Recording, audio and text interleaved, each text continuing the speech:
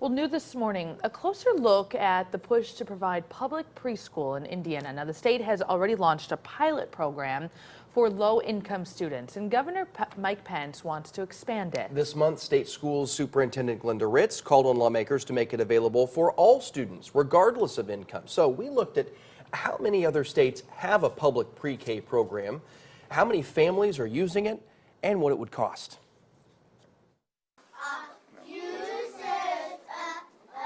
Preparing Indiana's youngest for that first day of kindergarten is something Lafayette Schools Superintendent Les Huddle says shouldn't wait. Having that access or opportunity for access for every student would be a huge step forward for our entire state. State Schools Chief Glenda Ritz agrees this month, calling on lawmakers to adopt a program for all students statewide by 2020. We have to absolutely invest with our little ones, and I want it open to all students who might want to attend a high-quality pre-K program.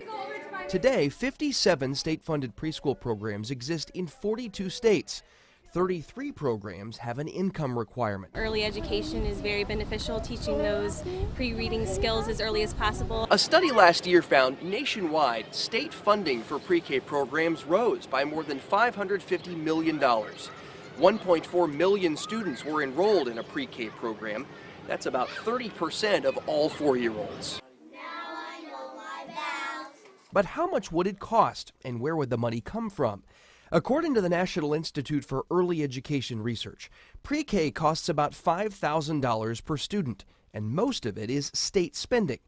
Huddle says it's about priorities. We're a growing county, and having this opportunity for preschool and get the kids into school, get them used to being in a school setting, giving them the opportunities to acquire some skills early, it'd just be a huge advantage.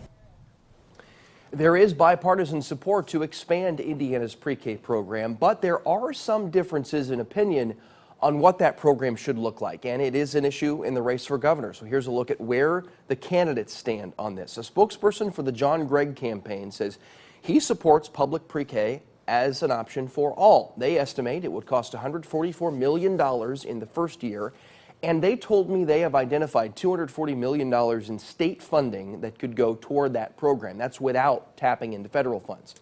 A spokesperson for Governor Mike Pence says they support expanding the pilot program that's already in place for lower income students so that, as a campaign spokesperson put it, the children who need it the most get the best benefit from it.